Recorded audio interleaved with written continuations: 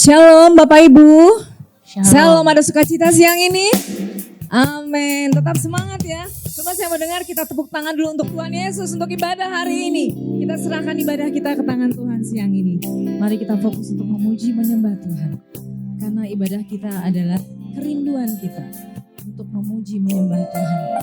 Bukan ibadah rutinitas. Baik, ya Tuhan hadir di tengah-tengah kita. Mari sebelum kita mulai ibadah kita, Bapak Ibu saya undang lagi duduk yang lebih ke depan supaya kita lebih lagi memuji Tuhan dan menyembah Tuhan. Baik, mari kita satukan hati kita. Tuhan Yesus, terima kasih. Engkau Bapa yang baik. Engkau Bapa yang teramat baik untuk kami Tuhan. Engkau sudah menyerahkan hidup-Mu di atas kayu salib sana Tuhan untuk menebus kami. Terima kasih Tuhan untuk semuanya. Terima kasih juga untuk hari ini Tuhan. Engkau telah tibakan kami anak-anak-Mu di tempat ini. Tidak kurang satu apapun Tuhan Yesus. Tuhan Yesus, Engkau mau hadir di tengah-tengah kami. Engkau mau bertahta di setiap ibadah kami Tuhan. Biarlah hanya hadirat Engkau saja yang ada di tempat ini Tuhan. Tuhan pimpin ibadah kami dari awal sampai akhir Tuhan. Biarlah hanya Engkau saja yang ada di tempat ini. Biarlah kami duduk diam di kaki-Mu saja Tuhan. Biar kami berfokus hanya pada-Mu saja Tuhan. Ampuni setiap kami Tuhan. Agar kami dapat menjalankan ibadah ini dengan sesuai kehendak-Mu saja Tuhan. Urapi setiap kami Tuhan Yesus. Terima kasih Tuhan, terima kasih Bapa yang baik. Sama-sama kita yang percaya katakan. Amin. Mari Bapak Ibu kita mulai ibadah kita. Dengan kita naikkan puji.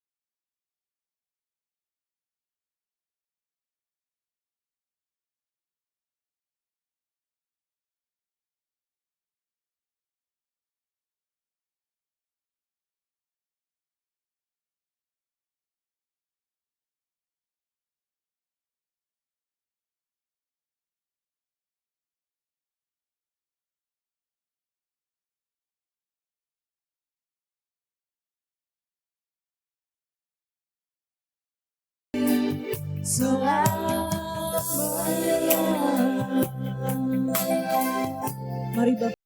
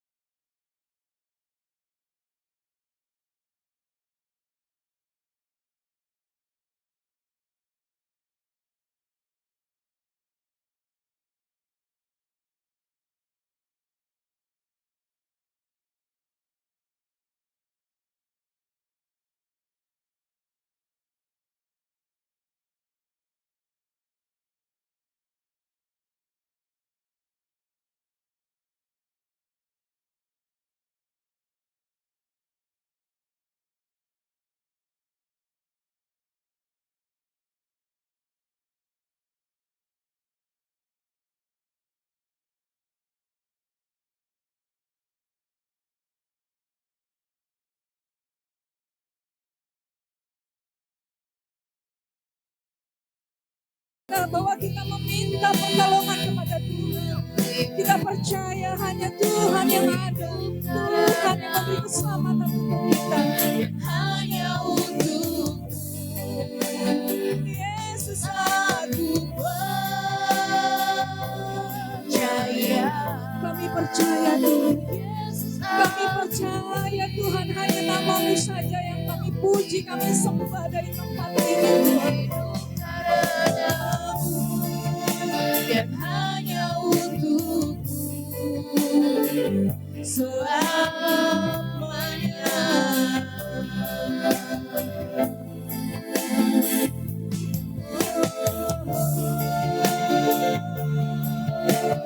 Oh Yesus, hanya Engkau yang kami sembah.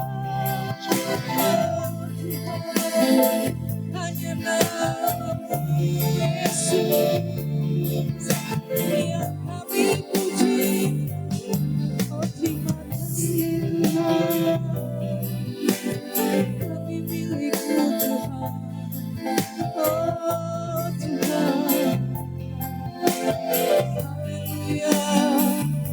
Oh Tuhan, hanya Engkau yang ada Tuhan kami. Tidak ada nama lain. Hanya Engkau Raja di atas segala raja. Kami serahkan seluruh hidup kami ke tangan Tuhan Yesus. Terima kasih Tuhan.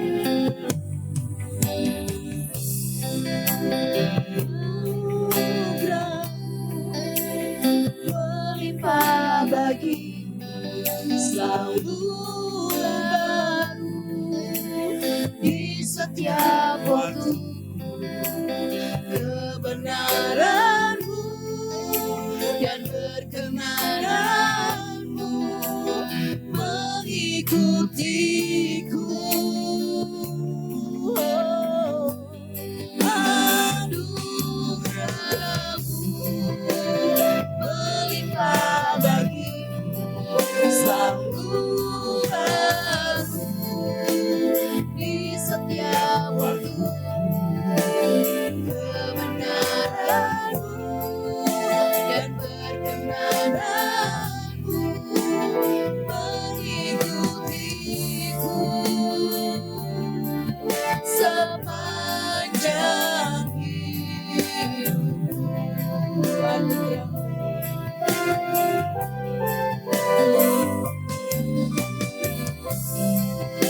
Melimpah bagiku, selalu baru di setiap waktu. Kebenaran-Mu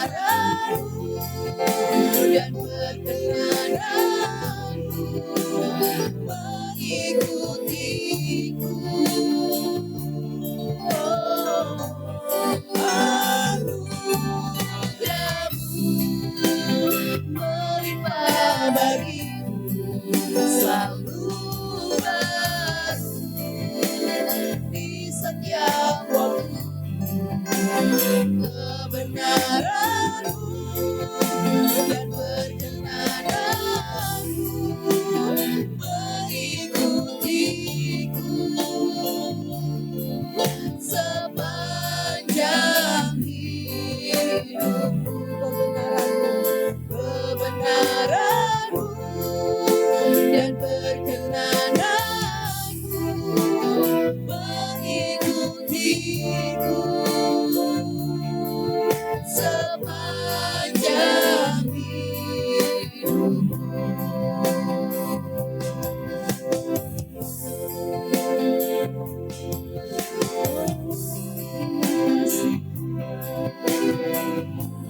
Semua karena anugerah Tuhan, hingga kami ada sampai saat ini Tuhan. Kau Bapa yang baik, Kau Bapa yang sangat baik. Terima kasih Tuhan Yesus, terima kasih Bapa. Sama-sama kita katakan amin. Tepuk tangan untuk Tuhan Yesus. Tetap semangat, tinggalkan semua masalah yang ada di luar sana. Kita sudah sama-sama bersatu di sini menyatukan hati untuk memuji menyembah Tuhan. Amin. Ada sukacita? Jangan duduk dulu, masih berdiri. Kita mau memuji Tuhan. Baik Bapak Ibu, kita naikkan pujian untuk Tuhan yang lebih semangat lagi. Kita bergoyang ya, tangan kita ke atas. Kita memuji Tuhan. Boleh dong untuk Tuhan lebih semangat lagi. Jangan setengah-setengah kalau untuk Tuhan.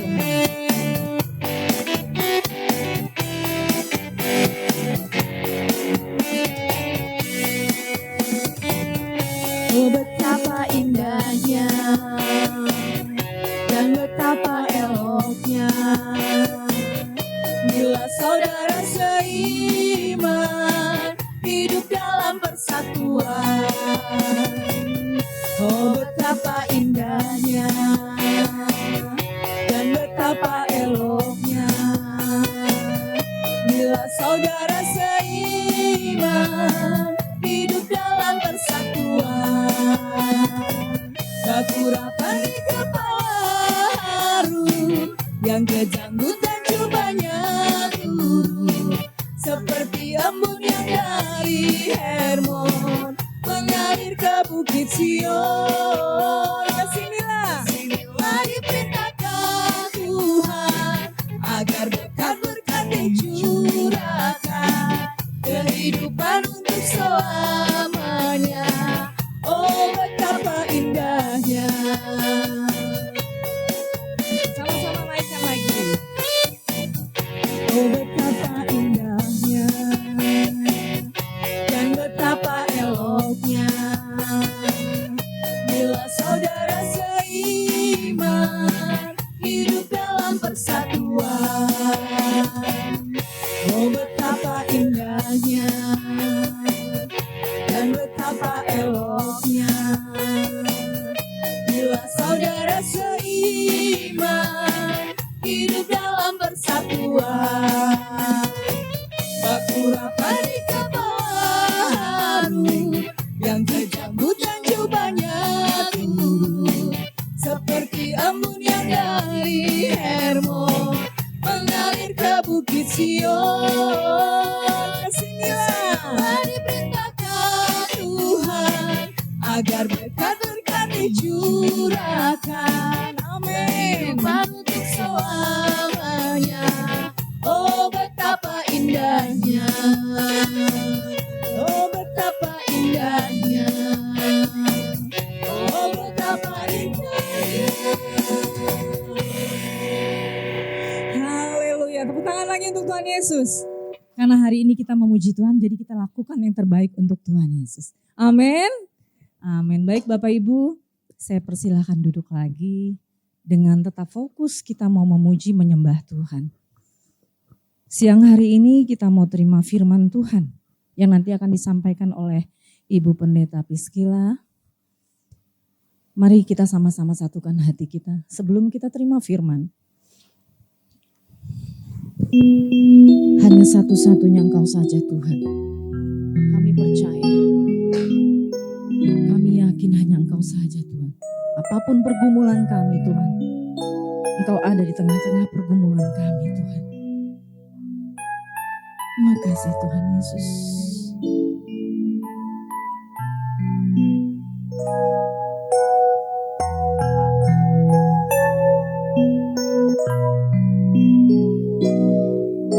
Engkau Tuhan yang setia,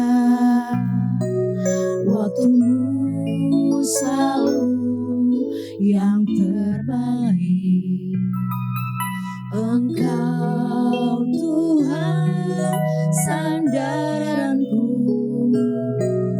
dan ku hanya berharap padamu.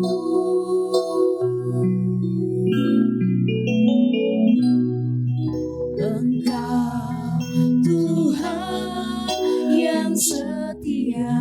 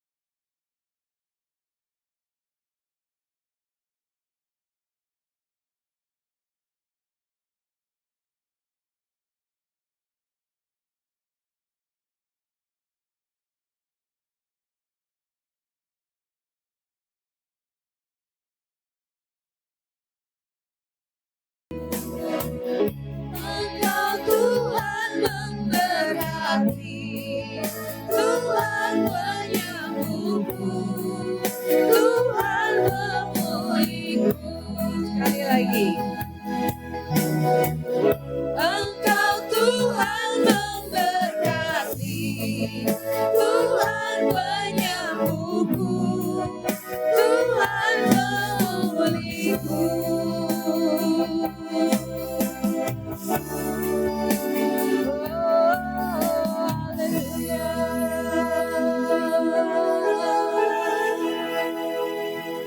Bapa, kami bersyukur, kami berterima kasih Bapa. Oleh karena anugerah-Mu, kami bisa berkumpul kembali bersama-sama di rumah-Mu ini Bapa. Dan kami tahu Bapa, ketika kami berkumpul sehati sepakat, Roh-Mu ada di antara kami. Roh-Mu dengan pengurapannya akan mengajar kami dalam segala sesuatu. Bapa, biarlah hati kami terbuka. Biarlah Kau tolong kami sehingga kami dapat menangkap apa yang hendak Kau lepaskan melalui firman-Mu, melalui mulut hamba-Mu ini Bapa. Biar bukan dengan kuat gagahku, bukan karena aku bisa, bukan karena aku tahu. Tapi biarlah Roh Kudus yang mengajar kami sekali lagi. Semua umat-Mu di tempat ini. Terima kasih Bapa. Sekali lagi kami mengucap syukur bahwa Engkau Allah yang dahsyat, Allah yang hidup. Dan Allah yang akan memberikan pertumbuhan kepada kami. Terima kasih Bapa. Di dalam nama Yesus kami siap mendengarkan firman-Mu. Haleluya. Amin. Shalom semuanya. Shalom. Boleh gak yang di belakang Mbak maju ke depan? Boleh? Yuk maju ke depan tolong. Supaya bukan bangku, bukan malaikat yang di depan. Tapi orang-orang yang dikasihi Tuhan yang pindah ke depan. Amin. Oke. Apa kabar semuanya saudara-saudara yang dikasihi Tuhan? Dahsyat ya.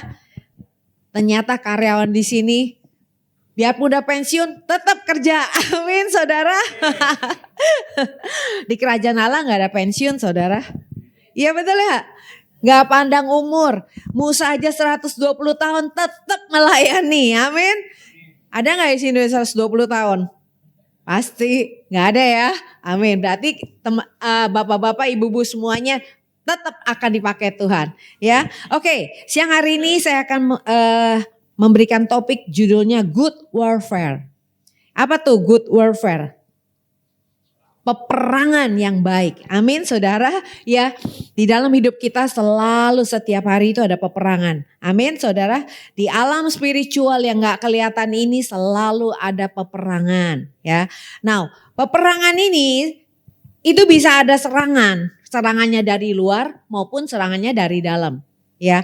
Nah, serangan yang dari luar Rasul Paulus ajarin yang ada di Efesus 6 ayat 1 sampai 12 itu ya, 12 sampai 18 ya saudara, bahwa musuh kita itu bukan darah dan daging. Amin. Ingat saudara, musuh kita bukan manusia. Musuh kita bukan darah dan daging, tapi adalah pemerintah, penguasa, roh-roh jahat di udara ya. Nah, iblis walaupun dia nggak pakai, maksudnya musuh kita bukan darah dan daging, tapi dia juga bisa pakai orang-orang sekeliling kita, orang-orang yang nggak waspada, bisa dipakai menjadi alatnya musuh, ya. Jadi kita perlu waspada selalu. Apalagi saudara serangan dari luar, yaitu musuh bisa pakai hari-hari ini dengan apa? Media, ya. Kalau ibu-ibu, bapak-bapak nih baca-baca media di Instagram, di TikTok, atau dengerin di YouTube. Kalau nggak punya dasar firman Tuhan, kita bisa dibelokkan, ya saudara. Nah, kalau serangan dari dalam tuh gimana Priscilla? Ya, serangan dari dalam itu justru ini adalah medan peperangan yang terbesar kalau yang dari dalam ini. Yaitu adanya di mana? Di antara dua telinga kita ini loh. Di kepala kita itu medan peperangan yang terbesar. Ya, nah di pikiran kita itu adalah medan peperangan yang harus kita waspadai. Next Bu, mari kita lihat firmannya ya. Nah karena ini semuanya masih bersemangat, kita akan baca sama-sama. Amin. Saya baca yang ganjil, Bapak Ibu baca yang genap. 2 Korintus 10 ayat 3 sampai dengan 6. Ayat 3 saya yang bacakan. Memang kami masih hidup di dunia, tapi kami tidak berjuang secara duniawi. 4.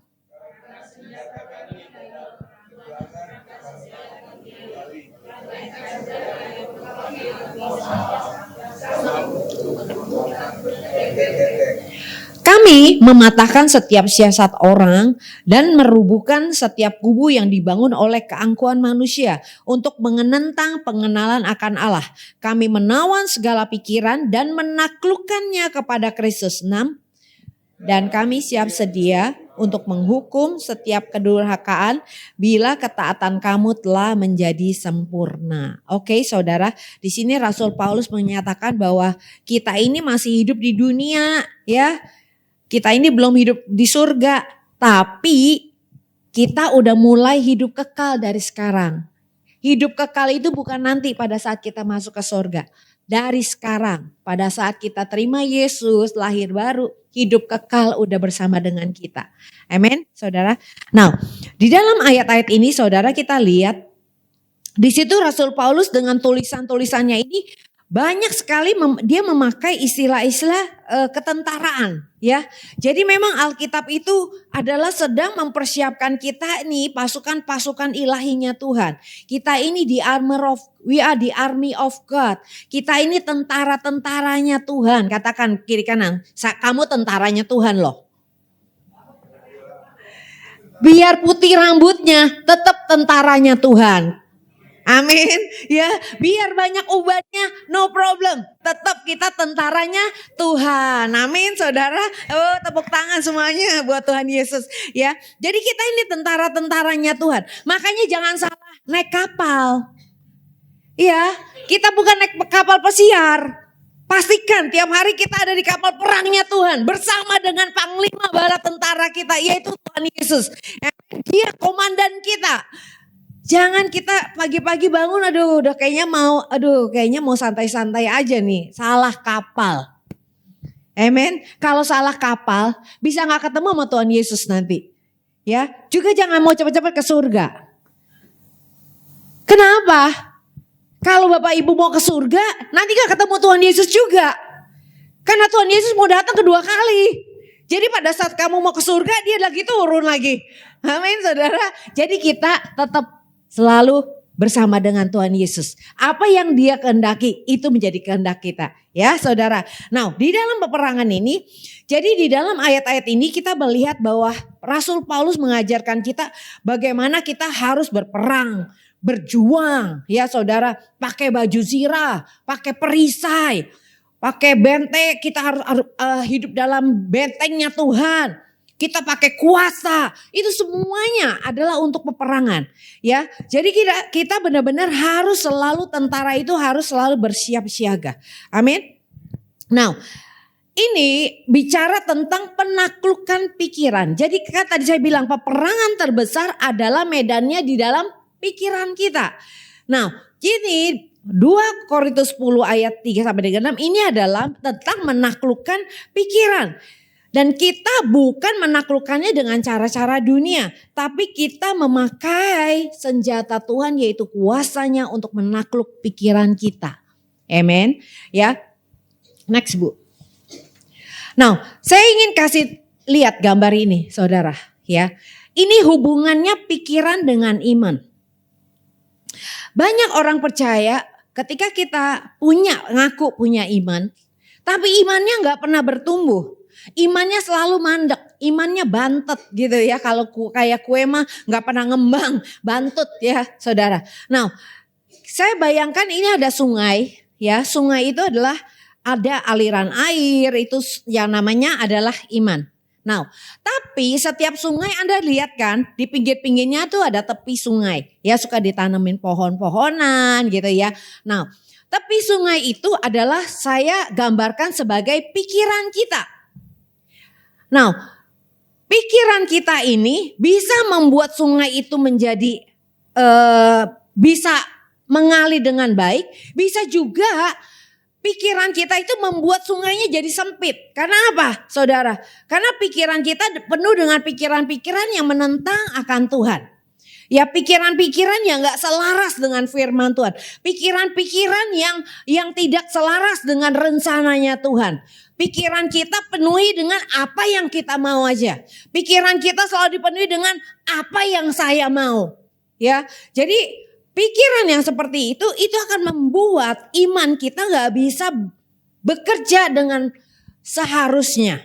Ya, makanya itu pikiran dan iman itu saling mempengaruhi. Kalau Bapak Ibu ingin imannya terus bertumbuh, pastikan pikiran kita itu benar-benar selaras dengan firman Tuhan, selaras dengan kebenaran Tuhan, selaras dengan tujuan ilahi Tuhan, selaras dengan rencananya. Amin. Ya, walaupun kita tua, walaupun kita makin berusia bertambah, tetap pastikan bahwa Anda, saya sedang mengejar destiny ilahi kita. Amin.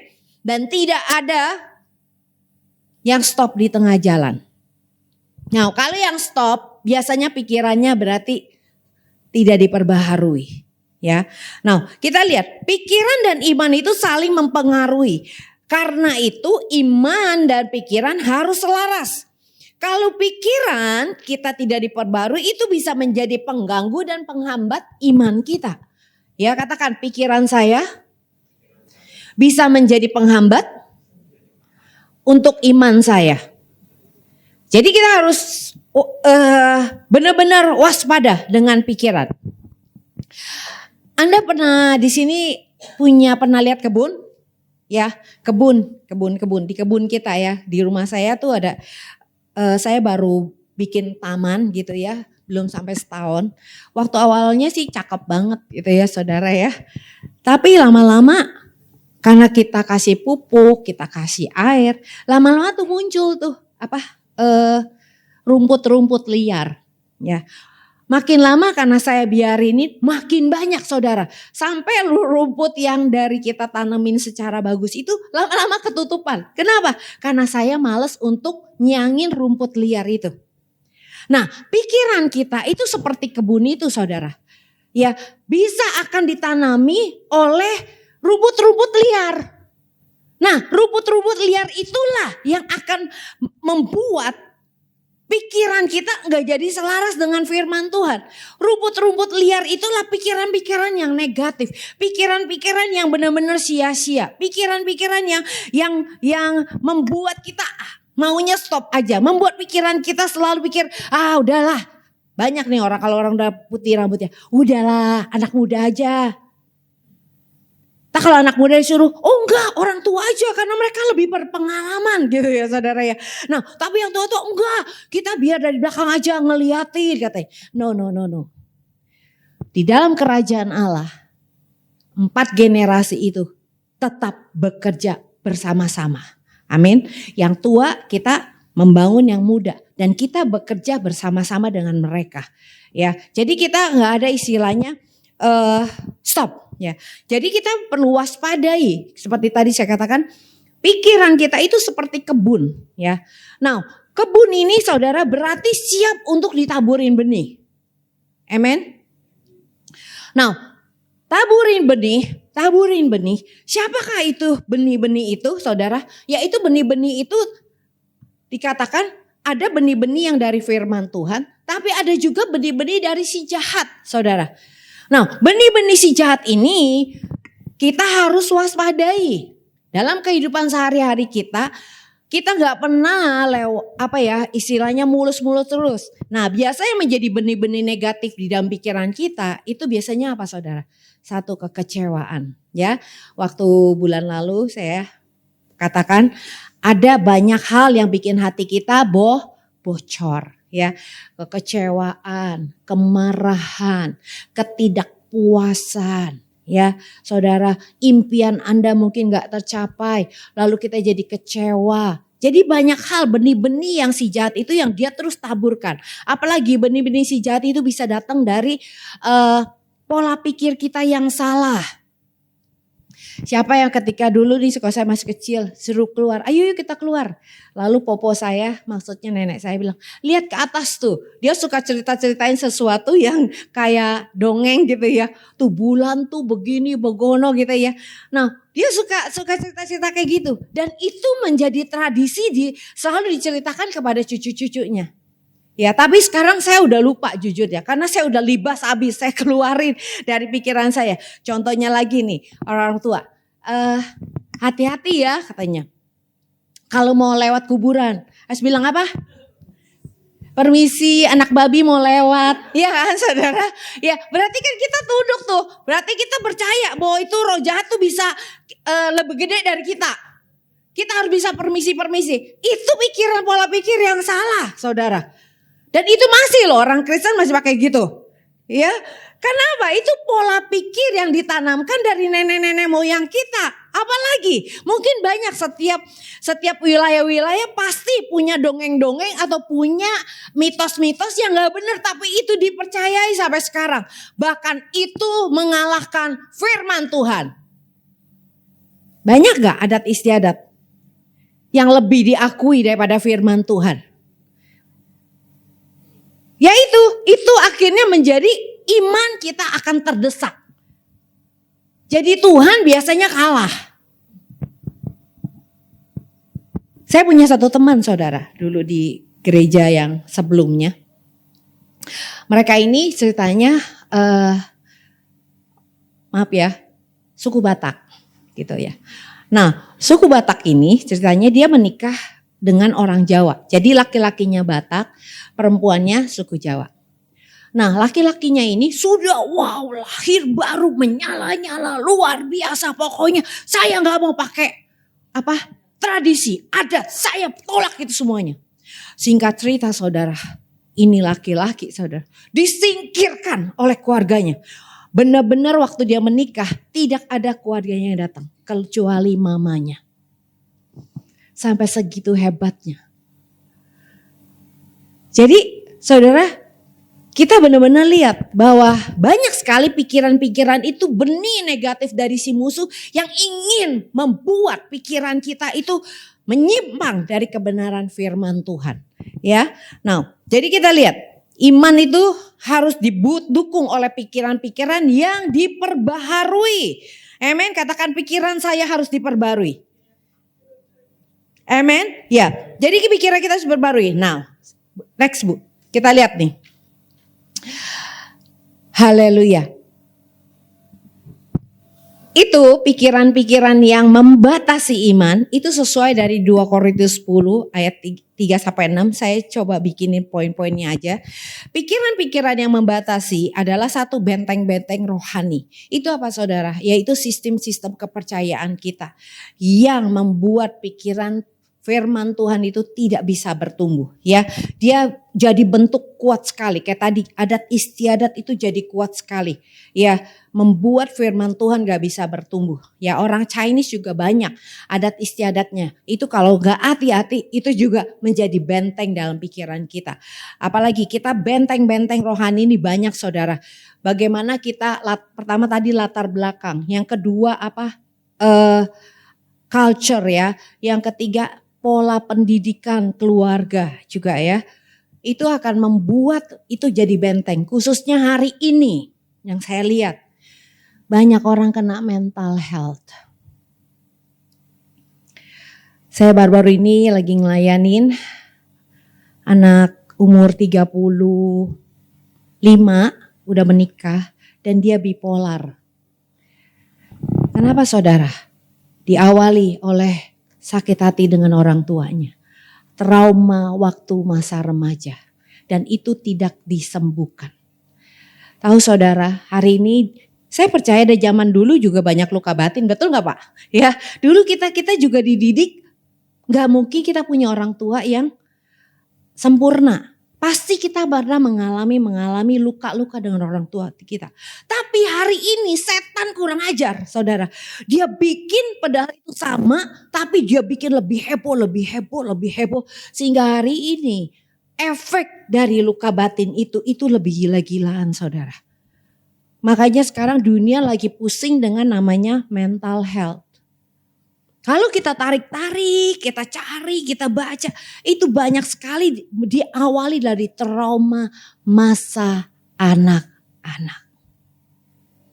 Jadi hari ini mari kita benar-benar fokus untuk membangun next generation. Untuk membangun anak-anak muda kita. Kita perlu waspada, kita jangan biarinin mereka jalan sendiri. Mereka butuh kita untuk kita bisa memberikan nasihat-nasihat yang benar-benar sesuai dengan firman. Membawa mereka untuk bisa mengenal Tuhan. Kita butuh sekali saudara, next generation hari ini. Jadi sekalipun kita mungkin jauh umurnya, kita bisa mendoakan mereka.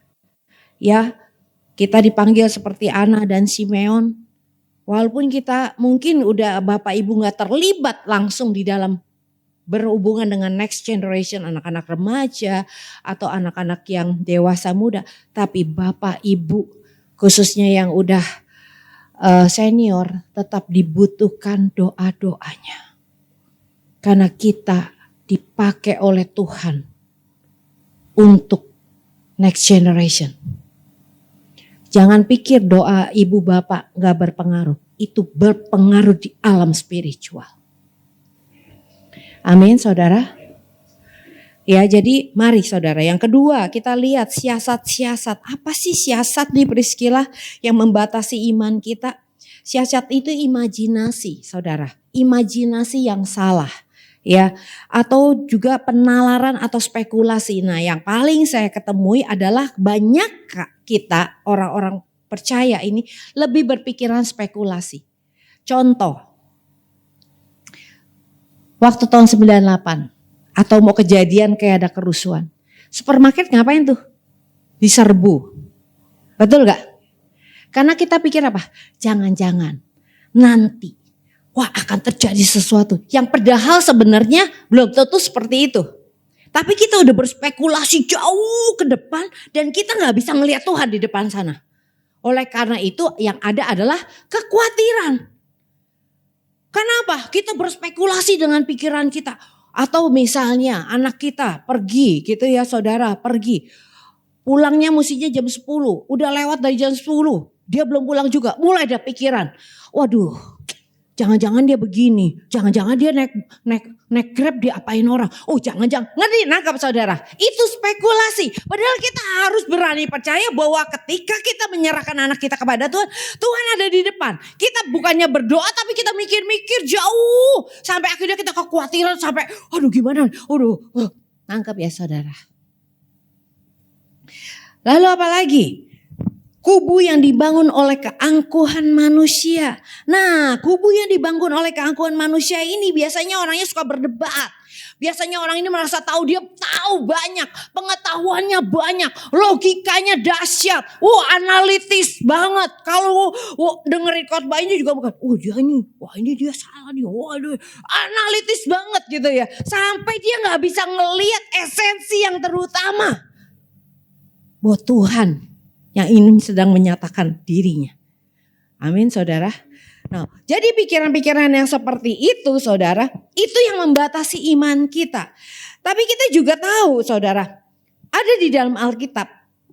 Kita lihat langsung contoh ya, bagaimana Tuhan Yesus. Ketiga hal itu, next Bu. Ke Matius 16 saya lihat di sini Tuhan Yesus memberikan contoh yang luar biasa banget dalam kehidupan sehari-hari dengan muridnya.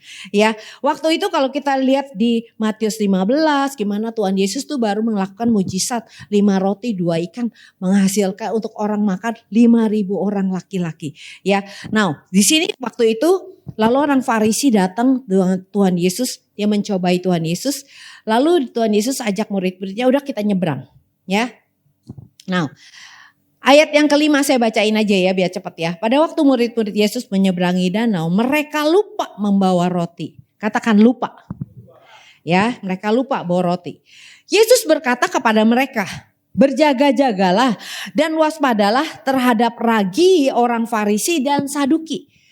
Nah saudara, tadi mereka baru berhadapan dengan orang Farisi. Jadi Yesus ngomong, bilang hati-hati loh dengan ragi orang Farisi. Dengar kata ragi hubungannya sama roti. Ya, langsung nyetir roti. Waduh, Tuhan Yesus kenapa ngomong ragi nih ya? Padahal ada belakangnya ragi orang Farisi dan orang Saduki. Ya, maka mereka berpikir-pikir, berpikir-pikir. Dan seorang berkata kepada yang lain, itu dikatakannya karena kita tidak membawa roti. Coba. Tuhan Yesus padahal bukan ngomong tentang roti jasmani, bukan roti natural ya saudara ya. Lalu dia katakan apa lagi saudara? Wow. Ketika Yesus mengetahui apa yang mereka perbincangkan, ia berkata, mengapa kamu memperbincangkan soal tidak ada roti? Hai orang-orang yang kurang percaya. Saya stop di sini.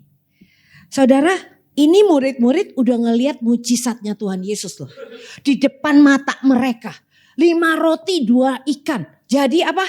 5.000. Bahkan mereka terlibat lagi. Setelah Tuhan Yesus mengucap syukur atas roti itu, rotinya dikasih ke murid-murid, suruh dipecah-pecahin. Tuhan Yesus pecahin, mereka bagi-bagi. 5.000 makan. Kok bisa hari ini dia bilang gak ada roti? Nah gue saudara, kebanyakan dari kita sama seperti murid-murid ini. Kita mengalami mujizat.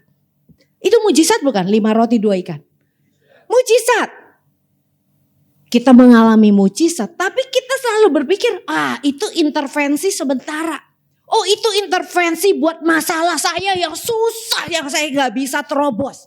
Oh itu intervensi, itu hanya untuk sementara. Setelah kita dapat mujizat, lalu kita apa?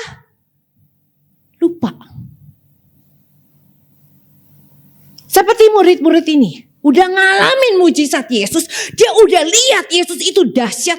Dia pemilik langit dan bumi. Dan Yesus itu pembuat mujizat. Bukan hanya 5 roti 2 ikan nih. Nangkep saudara. Murid-murid itu menjadi saksi hidup. Tapi sekali lagi mereka melupakan mujizat itu. Bahwa mereka selalu berpikir dari nol lagi. Anda bisa lihat gak? Mujizat yang telah mereka alami itu udah disimpannya di kantong. Itu hanya intervensi sementara pertolongan Tuhan. Tapi mereka tidak pernah memasukkan mujizat itu dan merubah pola pikir mereka tentang siapa Yesus. Selalu start dari lagi tidak ada lagi. Start seperti seolah-olah belum pernah ngalamin mujizat. Nangkep saudara? Dan Tuhan Yesus mau mujizat ini sebenarnya dia sedang menyatakan ini loh aku. Yesus. Akulah sumber dari segalanya. Aku bisa mengadakan yang tidak ada menjadi ada. Maksudnya Tuhan Yesus nanti kamu ketika ngadepin masalah lagi gak dari nol lagi. Langsung tahu Yesus gue sih aman. Karena gue tahu lo Yesus yang selalu siap melakukan mujizat. Nah saudara. Di sini kita harus benar-benar waspada. Dan saya lihat termasuk saya kadang-kadang bisa seperti itu saudara. Mujizat yang Tuhan berikan sama hidup kita saudara. Itu adalah undangan dari Tuhan Yesus. Come, know me, kenallah aku. Dia sedang menyatakan sifatnya dia. Karena Yesus ada ketika di muka bumi itu. Dia selalu sepakat dengan Bapaknya. Apa yang dia dengar dari Bapaknya dia katakan. Apa yang dia lihat Bapaknya kerjakan. Itu dia kerjakan. Dia melakukan mujizat untuk membawa kita semua masuk ke dalam pemikirannya Yesus yang sama. Jadi yuk kita sama-sama semuanya mulai. Kalau kita dapat mujizat kita harus catat. Kamu ketemu sama Tuhan yang kayak gimana? Siapa Tuhan bagi kita? Setelah kita mengalami mujizat. Sehingga ketika nanti kita mengalami masalah lagi, kita gak berpikir seperti murid ini. Wow, saya gak punya roti. Tapi kita akan mulai melihat, mulai bertanya malahan. Tuhan Yesus, apa maksud kamu? Harusnya kita bisa pakai pengalaman masa lalu untuk kita berkomunikasi dengan Tuhan Yesus. Amen. Ya. Jadi di sini kita lihat Yesus sampai bilang, "Hai, orang-orang yang kurang percaya. Belum juga kamu mengerti bahwa berapa menit lagi, Bu? 3. Oke. Terakhir. Kamu belum juga kamu ngerti ya katanya. Tidak kamu ingat. Katakan ingat. Makanya setiap mujizat yang Tuhan berikan, Tuhan mau kita ingat. Makanya kita perlu membuat jurnal saudara. Kita perlu mencatat. Karena kita tahu pikir otak kita tuh gak bisa kayak komputer ya. Saya setiap pagi saya harus catat. Apa yang Tuhan ngomong saya catat. Jadi nanti one day saya bisa balik lagi. Oh waktu itu Tuhan ngomong begini. Oh saya catat. Gak asal lewat. Makanya ketika kita tidak menganggap perkataan Tuhan penting. tidak menganggap apa yang dia berikan kepada kita itu sesuatu yang membuat kita terbuka dengan dia, siapa dia, pengenalan akan Tuhan. Makanya banyak orang Kristen jadi budak.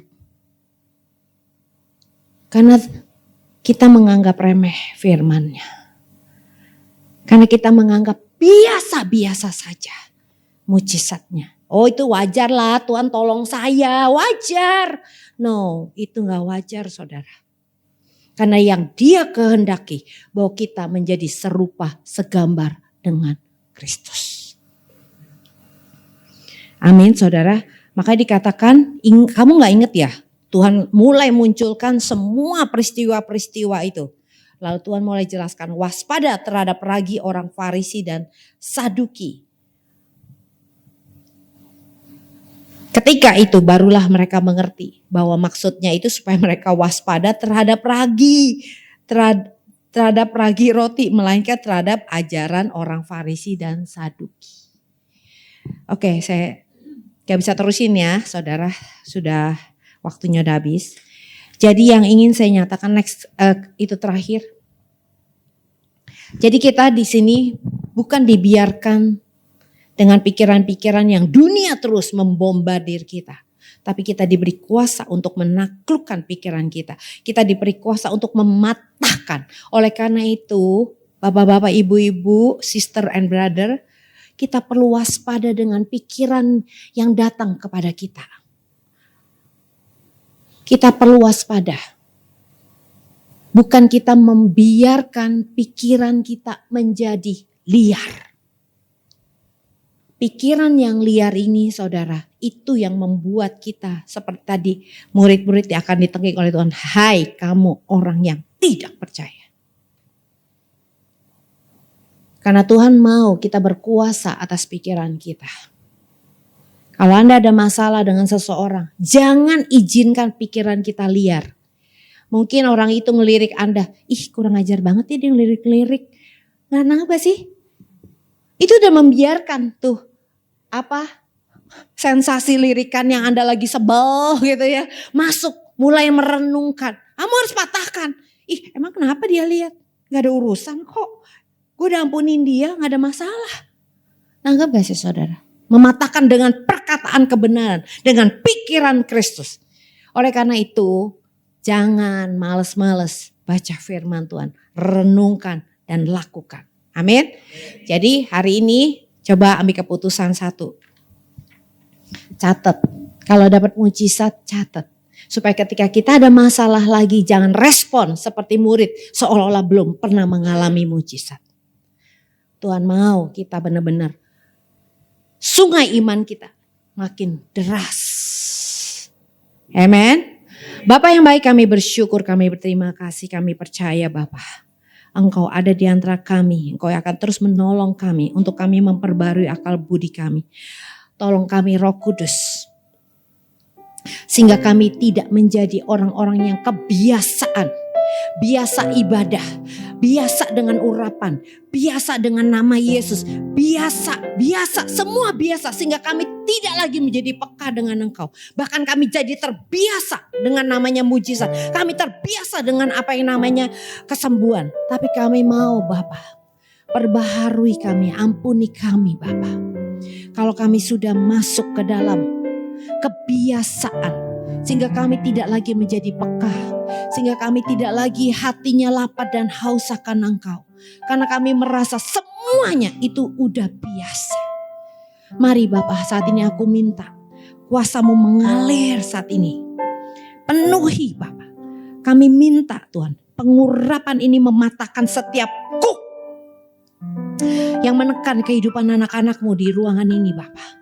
Kami mau benar-benar belajar untuk menaklukkan, mematahkan, menawan pikiran kami kepada Kristus. Tolong kami Bapa. Kami mau Bapa. Secara dengan waspada menjagai pikiran kami sendiri. Terima kasih Bapa. Forgive us Father in the name of Jesus.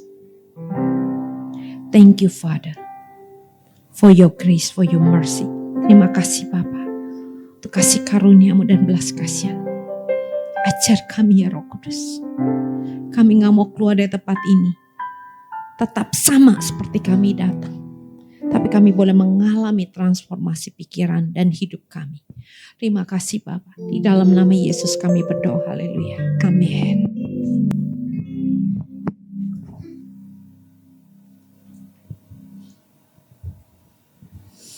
Amin, terima kasih Ibu Pendeta Priscilla. Tuhan Yesus memberkati Ibu dan keluarga dengan pelayanan Ibu. Ada sukacita Bapak Ibu? Amin, diberkati siang hari ini dengan firman tadi. Jangan melamun, fokus tadi pikiran kita. Hanya berpikir tentang Tuhan ya firman tadi. Jangan berpikir yang lain. Amin, amin, tetap semangat. Mari Bapak Ibu sebelum kita memberikan yang terbaik, mari kita satukan hati kita. Terima kasih Tuhan. Terima kasih Tuhan untuk firman siang hari ini Tuhan. Yang sangat memberkati untuk kami Tuhan. Dan kiranya Engkau memberkati juga setiap pelayanan. Setiap apapun yang dilakukan oleh Ibu Pendeta Priscilla Tuhan. Agar menjadi berkat untuk kami semua, untuk orang banyak Tuhan. Tuhan Kau berkati setiap kami yang ada di tempat ini juga. Kami akan memberi yang terbaik untuk-Mu Tuhan. Kau berkati setiap pekerjaan kami, setiap tangan-tangan yang memberi Tuhan. Setiap kegiatan, setiap apapun yang kami usahakan, Engkau buat berhasil Tuhan. Kau pimpin setiap kami Tuhan.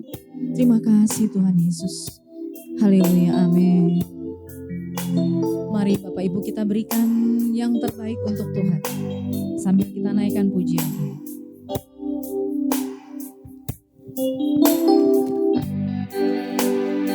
Apa hatiku berterima kasih Yesus. Kau mengasihiku, Kau memilikiku. Hanya ini Tuhan persembahanku, segenap hidupku, jiwa dan ragaku. Sebab tak ku miliki harta kekayaan yang cukup berarti untuk ku persembahkan. Hanya ini Tuhan permohonanku, terima Tuhan persembahanku. Pakailah hidupku sebagai alatmu seumur hidupku.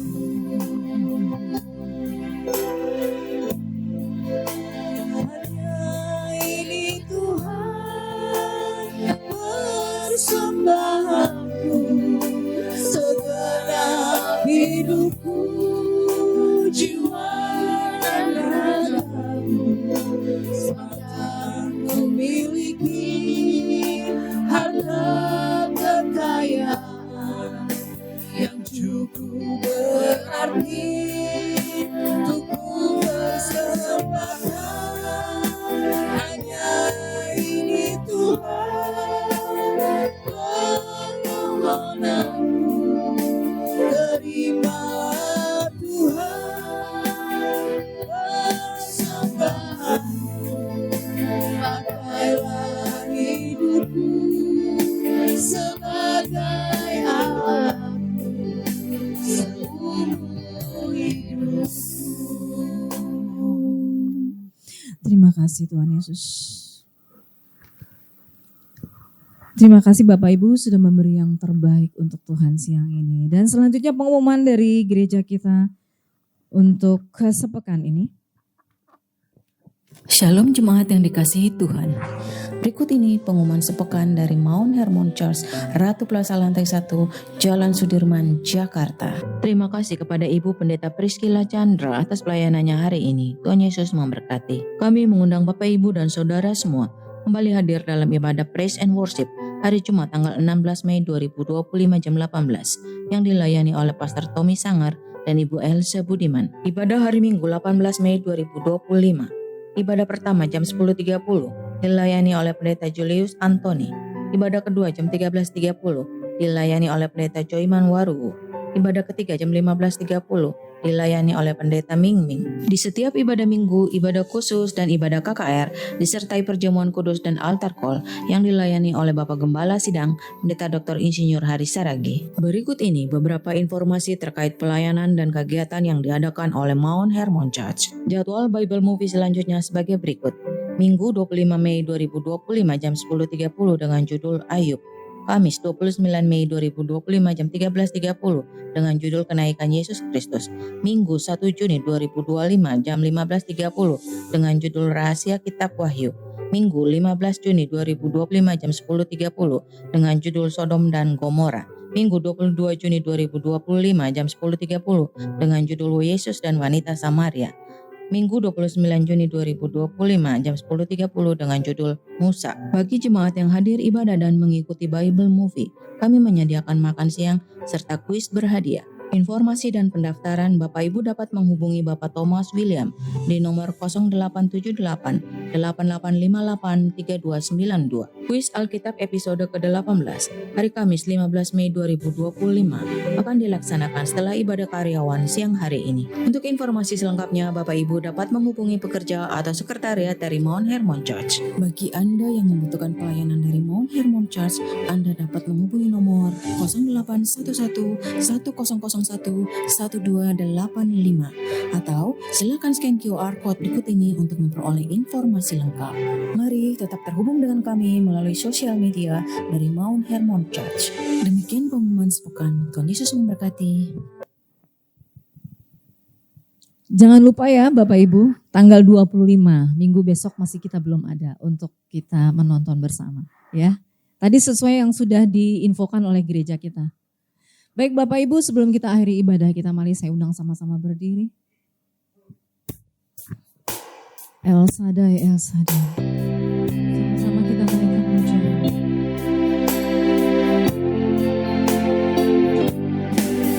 El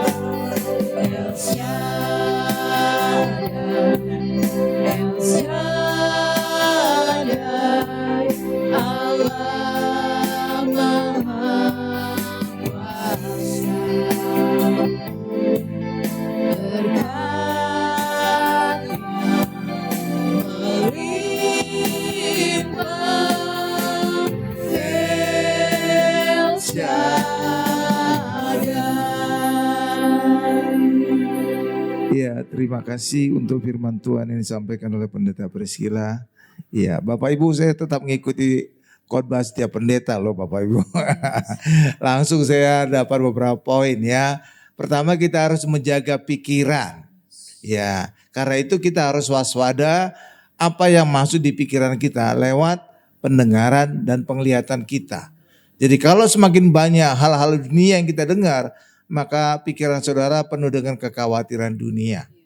Tapi ketika saudara semakin banyak mendengar tentang Kristus, iman timbul dari pendengaran.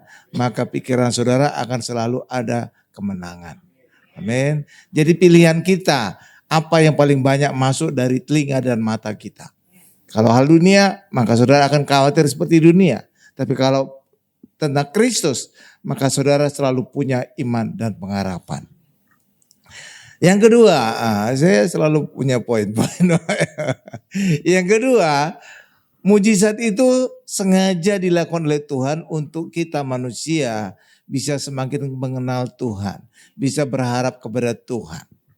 Ya, itulah sebabnya Alkitab mengajarkan kita berapa kali Tuhan kecewa kepada umatnya karena umatnya setelah mengalami banyak mujizat masih belum percaya kepada Tuhan.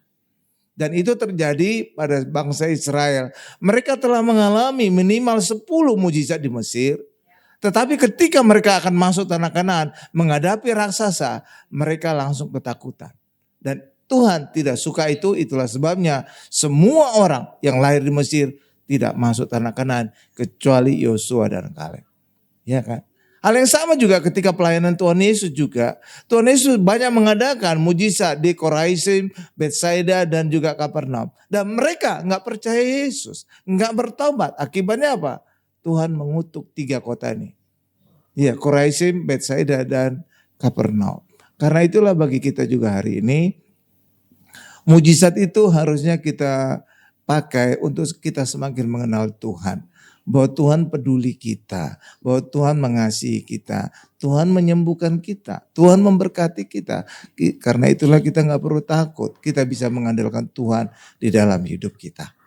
Amin. Tapi ketika saudara gak percaya, artinya segala mujizat yang Tuhan telah adakan bagi kita, saudara abaikan. Dan Tuhan tidak senang itu. Ya, oke. Jadi Alkitab sudah menceritakan ya, bangsa Israel yang lahir di Mesir ditolak. Demikian juga 3 kota di Israel, ya, Koraisim, Betsaida dan Kapernaum itu dikutuk oleh Tuhan Yesus. Kenapa? Walaupun banyak mujizat dilakukan oleh Tuhan Yesus di 3 kota itu, tapi enggak membuat orang-orangnya bertobat. Bagi kita hari ini, mari kita belajar dari firman Tuhan yang disampaikan oleh Pendeta Priscilla. Mari pikiran kita jaga apa yang masuk dari telinga dan mata. Yang kedua, mujizat itu membuat kita semakin mengenal Tuhan dan mengandalkan Tuhan di dalam hidup kita. Amin. Mari kita tundukkan kepala kita. Terima kasih Tuhan Yesus, Engkau adalah Allah El Shaddai, Allah Maha Besar, Allah Maha Kuasa, dan berkat-Mu melimpah atas kami. Terima kasih untuk ibadah singkat ini, ibadah karyawan dan profesional. Walaupun singkat, kami mengalami zaman lawatan kuasa-Mu Tuhan. Kami telah memuji muliakan nama-Mu. Kami juga telah diberkati oleh firman-Mu yang disampaikan oleh Pendeta Priscilla Chandra Tuhan. Berkati beliau dalam pelayanannya, semakin heran dan dahsyat. Tuhan membuat banyak orang datang kepada Yesus dan diselamatkan. Demikian juga berkati juga keluarganya, suaminya dan anaknya Tuhan. 3 anak itu. Mereka penuh damai sejahtera, sehat dan diberkati. Terima kasih Tuhan Yesus, juga diberkati setiap kami yang hadir hari ini Tuhan. Apapun yang kami kerjakan, diberkati berhasil. Kami tidak kekurangan. Demikian juga apapun penyakit kita hari ini, saudara percaya nama Yesus ada di atas segala nama, termasuk juga di atas nama penyakit kita. Itulah sebabnya saudara beriman, doa untuk kesembuhan, maka Tuhan akan menyembuhkan kita. Terima kasih Tuhan Yesus, terima kasih.